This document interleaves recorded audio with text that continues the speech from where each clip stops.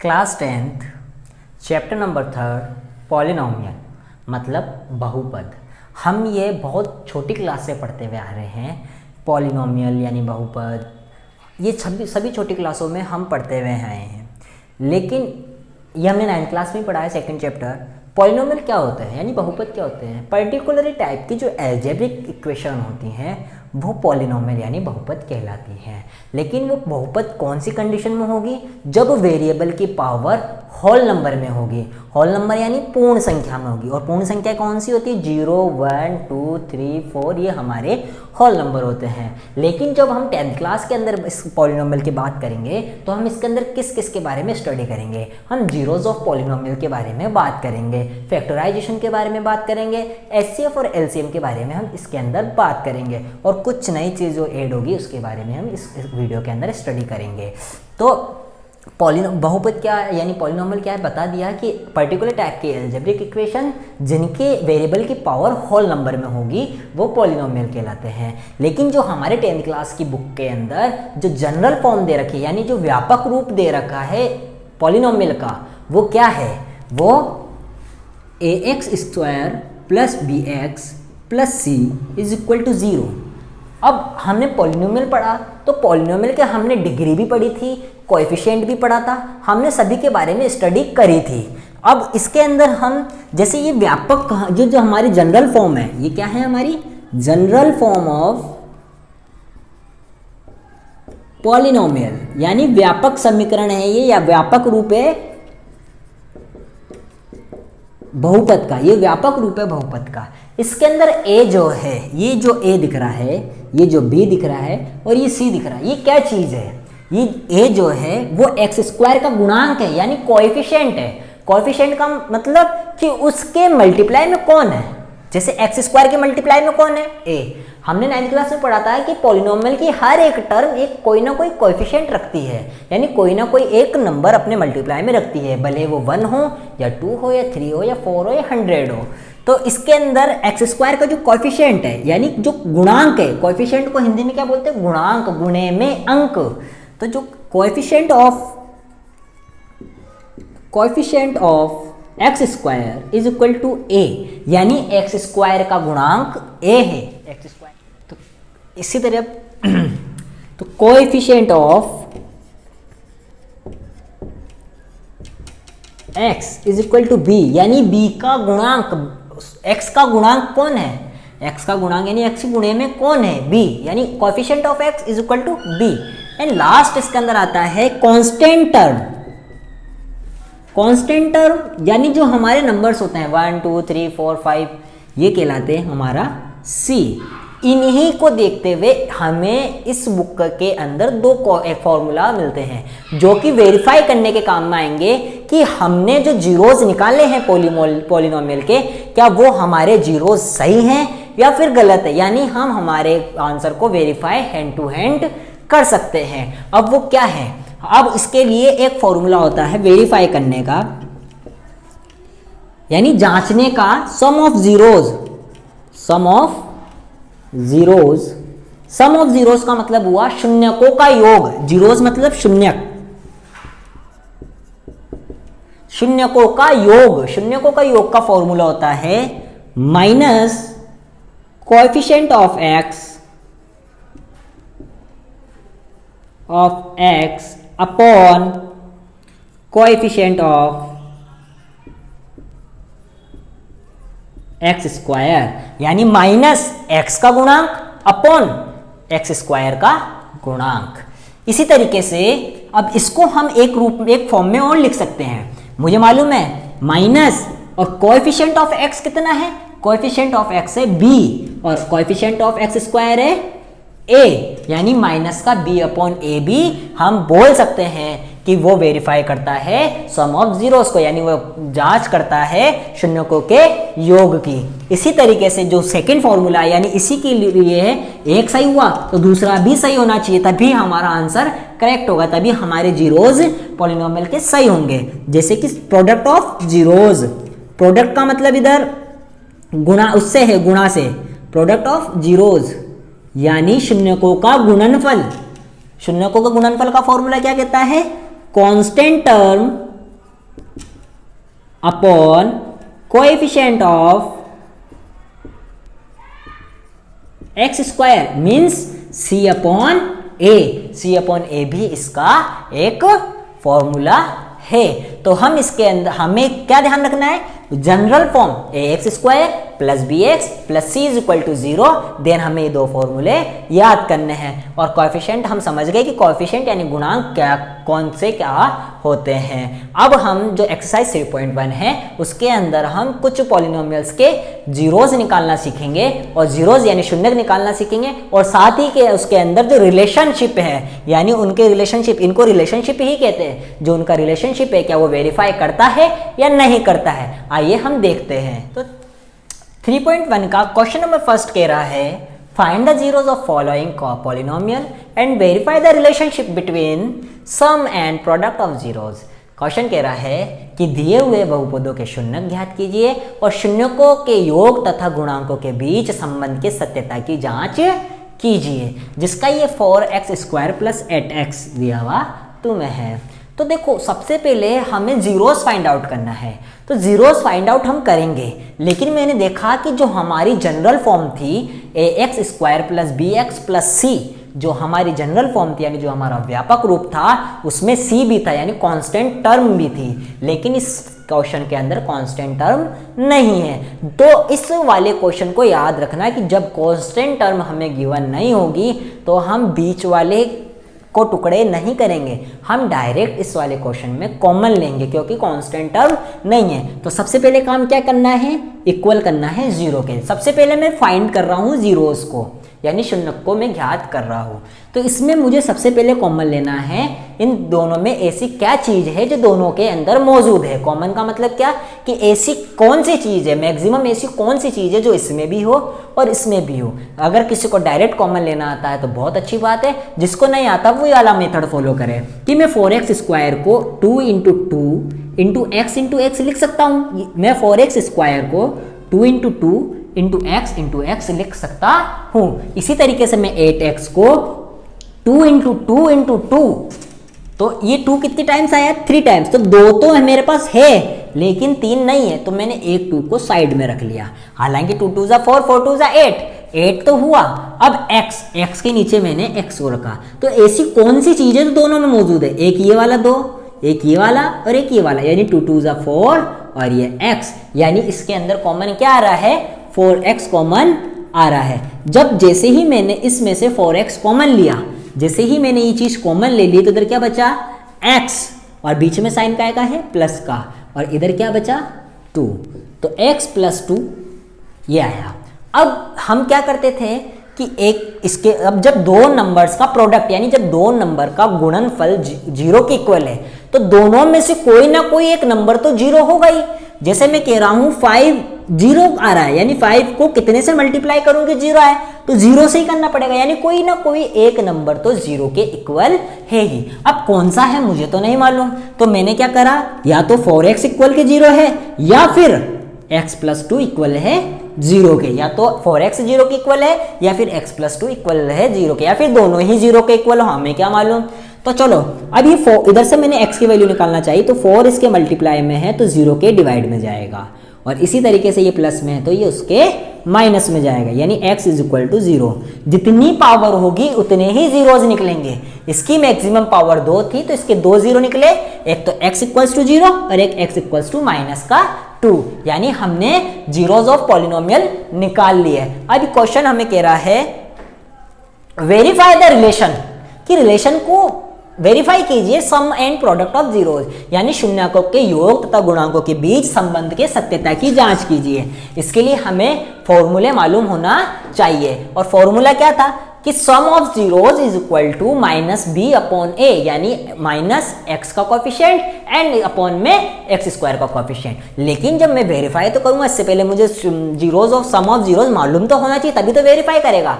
तो मैं सबसे पहले क्या निकाल रहा हूं, sum of zeros, sum of zeros यानी शून्यकों का योग, शून्यकों का योग 0 minus 2 is equal to minus 2, यानी मेरे अकॉर्डिंग जो मेरे जीरोज आए उसका योग तो कितना आया है, माइनस का 2 आया है। अब मुझे वेरीफाई करना है क्या ये माइनस का 2 सही आया है कि गलत, उसके लिए मुझे क्या लेना पड़ेगा, फॉर्मूला। कौन सा, वेरीफाई करने वाला।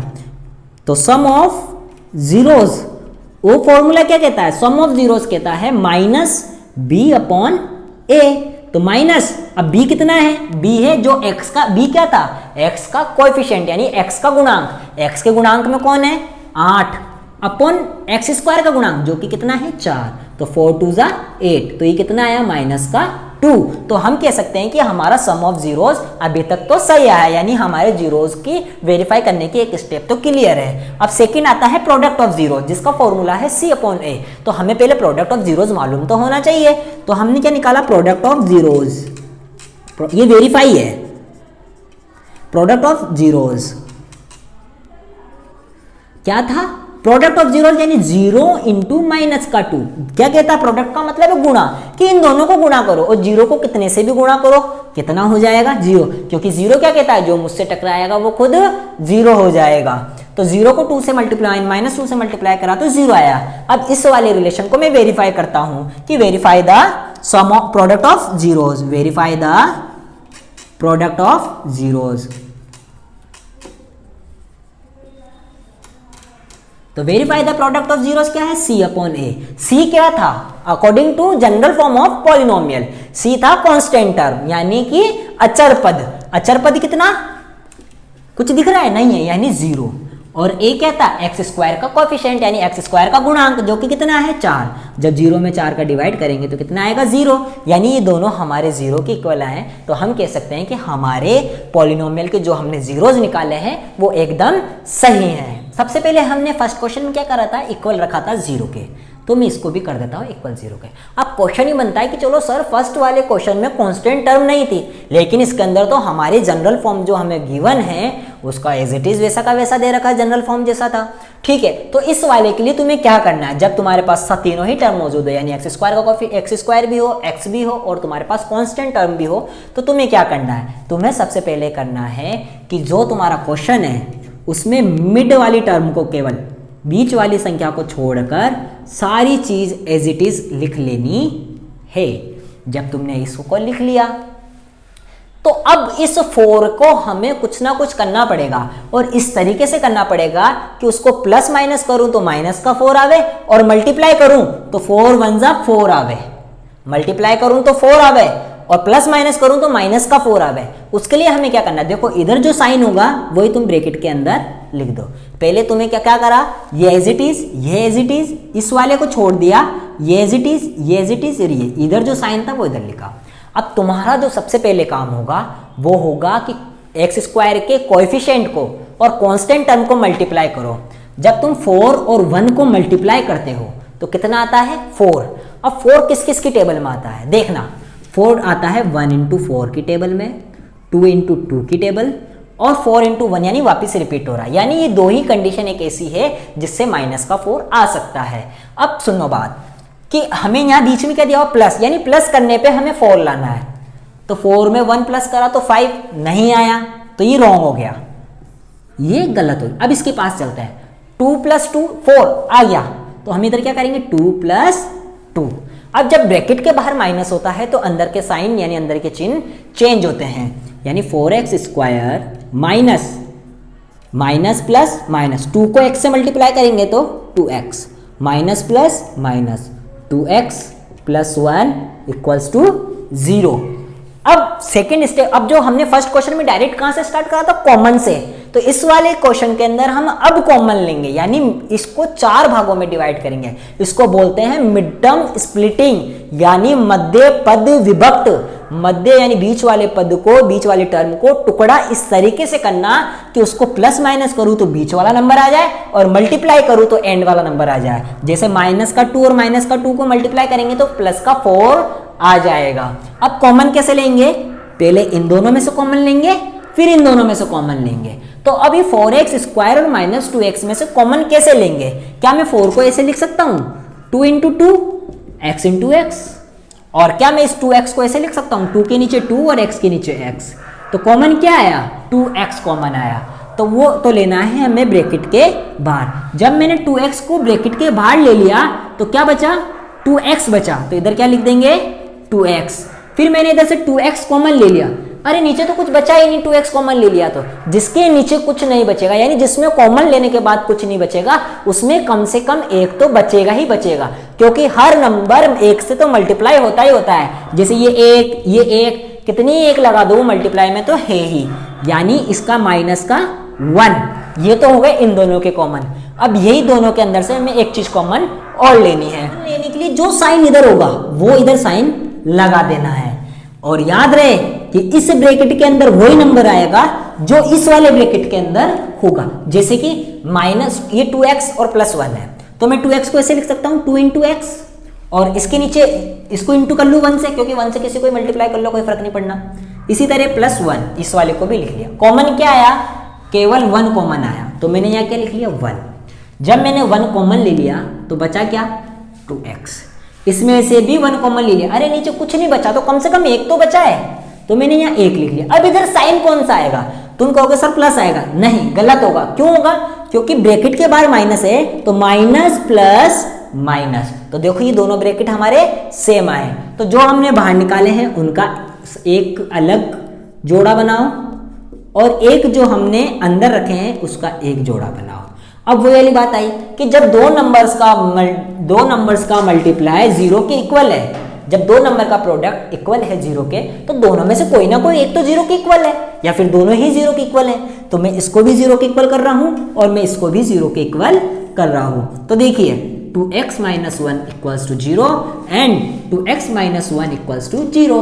अब इधर से मैं बेसिक टर्म यानी ट्रांसफर करता हूं, तो 2x = 1 देन x = 1/2, क्योंकि माइनस का है तो प्लस का, 2 मल्टीप्लाई में है तो डिवाइड में। सेम एज इट इज इसको भी करते हैं, x माइनस का 1 है, उधर गया तो प्लस का, और x = 1/2, यानी मेरे 2 जीरोस निकल कर आए हैं, x = 1/2 एंड x = 1/2।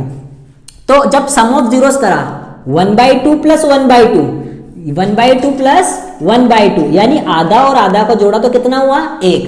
अब मुझे वेरीफाई करना है सम ऑफ जीरोस। ये इधर मैंने इसलिए नहीं करा क्योंकि मैंने पहले ही लिख रखे थे, आपको इस वाले टर्म के ही नीचे ये टर्म चलानी है, उसके बाद ये करना है। तो वेरीफाई सम ऑफ जीरोस क्या कहता है, माइनस का b/a, माइनस की जगह माइनस जो कि फॉर्मूले का। अब b क्या था, कोएफिशिएंट ऑफ x, यानी x का गुणांक। मैंने देखा x के साथ गुणे में कौन है 4, गलत हो जाएगा अगर 4 लिखोगे, x के साथ गुणे में है -4, क्योंकि हमारी जनरल फॉर्म जो थी ax² + bx + c = 0, तो हमारी जनरल फॉर्म में प्लस साइन था और यहाँ पे माइनस साइन है, तो हमें माइनस को कंसिडर करना पड़ेगा। तो जैसे ही मैंने माइनस को कंसिडर करा तो x का कोएफिशिएंट क्या आया -4, देन a का कोएफिशिएंट क्या है 4, तो माइनस माइनस प्लस, तो 4 × 1 = 4। तो मैंने देखा इसका product of sum of zeros कितना आया 1, तो ये दोनों ही सेम आ गए। अब बात करते हैं प्रोडक्ट ऑफ जीरोस की, यानी 1/2 × 1/2 करते हैं तो कितना आता है 1/4। अब verify the product of zeros करते हैं तो कितना आएगा, c कितना है जो कांस्टेंट टर्म है 1, और a कितना है जो x² का कोएफिशिएंट है यानी 4। तो मैंने देखा कि प्रोडक्ट ऑफ जीरोस भी हमारा वेरीफाई हो चुका, यानी हमारा ये आंसर बिल्कुल करेक्ट है। आइए अब इसका थर्ड देखते हैं।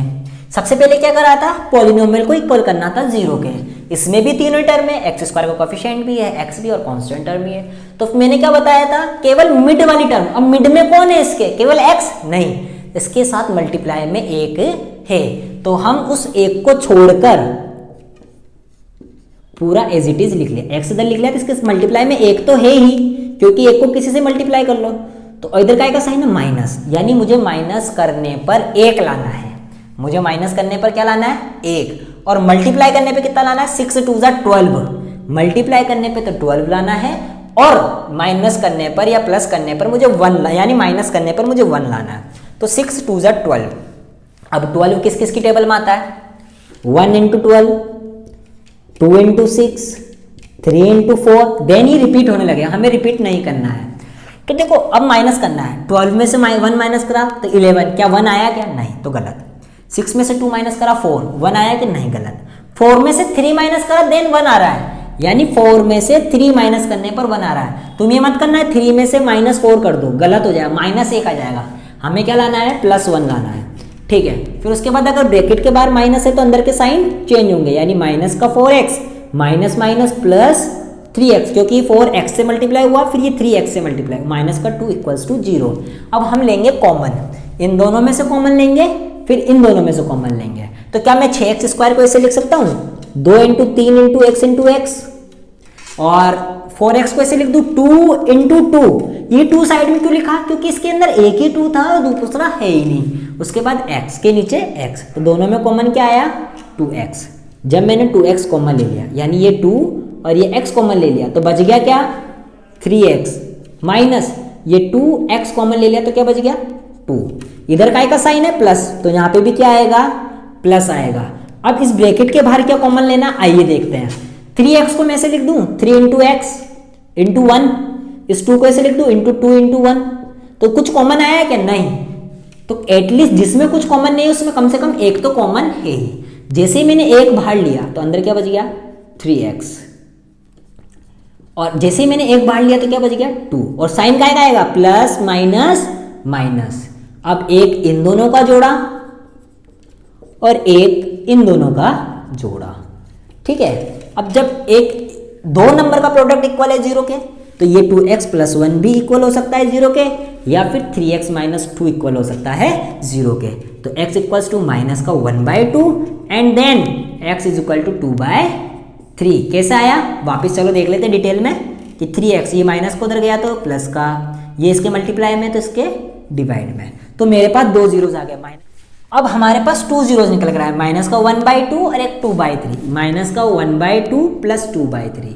अब हम इसका क्या लेंगे, एलसीएम, तो -3 + 4 = 1/6। अब वेरीफाई करते हैं, माइनस b कितना है, -1, b क्या है, x का कोएफिशिएंट, -1/6, माइनस माइनस प्लस यानी 1/6, यानी वेरीफाई हो चुका। अब प्रोडक्ट ऑफ जीरोस, यानी -1/2 × 2/3 = -2 से 2 कट, तो -1/3। और c कितना है, -2, और a कितना है, 6, देन -1/3, यानी हमारा आंसर वेरीफाई हो चुका है। Question number 4, x² - 15। अब देखते तुम्हें लग रहा होगा इसमें x कहाँ गया। जैसे फर्स्ट क्वेश्चन में कांस्टेंट टर्म नहीं दी थी, इस वाले क्वेश्चन में हमें x की टर्म नहीं दे रखी। तो हमें जब कांस्टेंट टर्म नहीं दी हुई तो हम डायरेक्ट कॉमन ले रहे थे। अब जब हमें x की टर्म नहीं दे रखी तो हम मिड टर्म स्प्लिट किसका करेंगे, बीच वाला टर्म तो हमें दिया हुआ ही नहीं है, तो हम डायरेक्ट अब इसमें क्या करेंगे, ट्रांसफर करेंगे। यानी x², ये माइनस का 15 उधर जाएगा तो प्लस का, इसके ऊपर से स्क्वायर हटेगा तो इसके ऊपर क्या लगेगा, अंडर रूट। और जब भी अंडर रूट लगता है तो दो साइन लगते हैं, एक प्लस का और एक माइनस का। तो x = प्लस का √15 और एक x = माइनस का √15। ये नई चीज है, जब भी रूट लगेगा तो दो साइन लगते हैं, प्लस और माइनस। तो एक बार प्लस का √15 और एक बार माइनस का √15।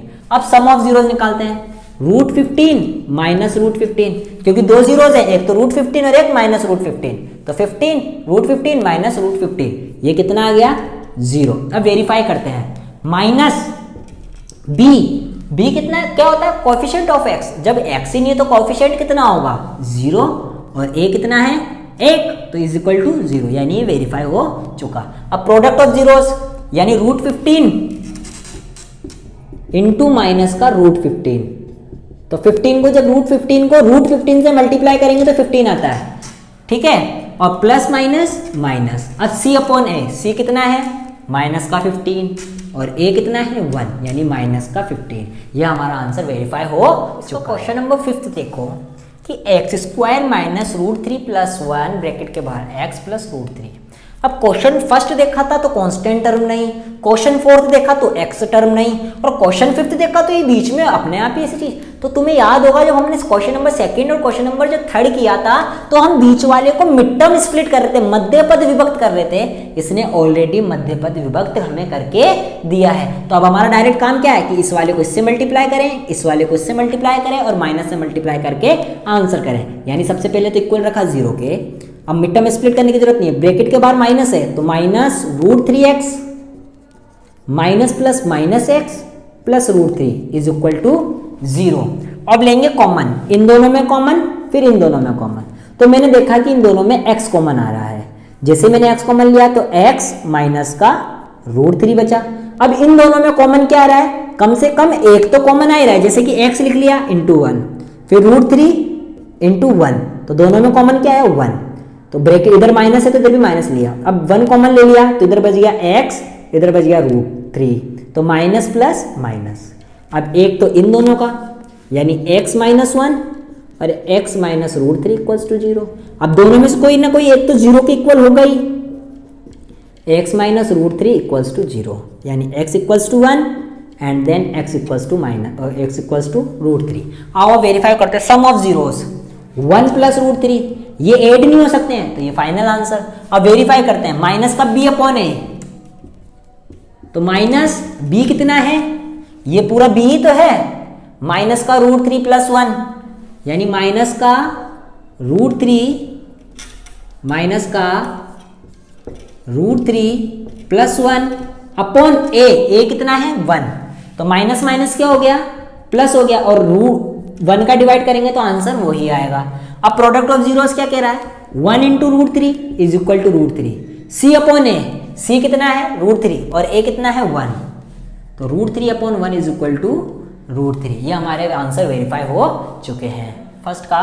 6th क्वेश्चन, इसका ही निकालना है। तो सबसे पहले आप देखो इसमें तीनों ही टर्म दे रखी है, तो क्या करेंगे इक्वल करेंगे 0 के, फिर बीच वाले को छोड़कर सेम एज इट इज लिख लेंगे और इधर जो साइन है वही साइन इधर लगा देंगे, फिर 3 को 4 से मल्टीप्लाई करेंगे तो 12 किस किस की टेबल में आता है 1 इंटू 2, 2 इंटू 6 एंड 3 इंटू 4। अब माइनस करने पर मुझे क्या लाना है 1 लाना है, जो कि क्या आ रहा है 4 माइनस 3। जब मैं 4 माइनस 3 कॉमन करके ले आया मिड टर्म स्प्लिट करके, तो अब इसको इससे मल्टीप्लाई यानी माइनस का 4x minus minus plus 3x minus का 4 इक्वल्स टू 0। अब इन दोनों में कॉमन, फिर इन दोनों में कॉमन, तो इन दोनों में कॉमन आ रहा है x, तो अंदर क्या बचा 3x माइनस 4, फिर ये 3x माइनस 4 तो आएगा ही आएगा। अब इन दोनों में कॉमन क्या आ रहा है प्लस का 1, तो एक इन दोनों का और एक इन दोनों का। अब इसको क्या करा इक्वल रखेंगे दोनों को ही 0 के, यानी x प्लस 1 इक्वल्स टू 0 और एक 3x माइनस 4 इक्वल्स टू 0, यानी x equals to minus 1 and then 3x equals to ये माइनस का उधर जाएगा तो प्लस का, ये 3 मल्टीप्लाई में तो उसके डिवाइड में। अब वेरीफाई करते हैं, माइनस का 1 प्लस का 4/3, इसके नीचे भी 1 माना क्योंकि हम जब भी फ्रैक्शन को प्लस माइनस करते हैं तो हम क्या लेते हैं एलसीएम, कितना आएगा 3, यानी माइनस का 3 प्लस 4 इज इक्वल टू 1/3, और माइनस का b अपॉन a, b कितना है माइनस का 1 और a कितना है 3 और माइनस माइनस प्लस यानी 1/3। प्रोडक्ट ऑफ जीरोस, माइनस का 1 into 4/3 is equal to minus का 4/3। अब c अपॉन a, c कितना है माइनस का 4 और a कितना है 3, क्योंकि माइनस साइन कंसीडर करना पड़ेगा, जहां माइनस है वहां माइनस लेना जरूरी है, क्योंकि हमारी जनरल फॉर्म क्या थी ax² plus bx plus c equals to 0।